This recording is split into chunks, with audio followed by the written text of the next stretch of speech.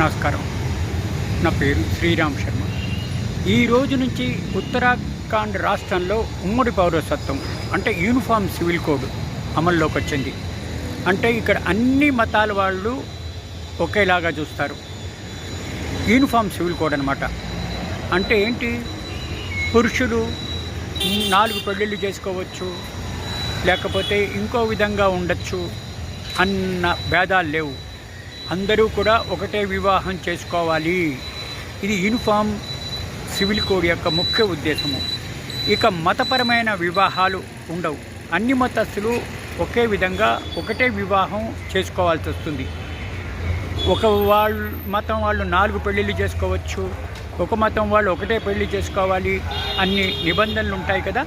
అదేవిధంగా అందరూ కూడా ఒకటే మతంకి సంబంధించినట్టుగా ఒకటే వివాహం చేసుకోవాలి.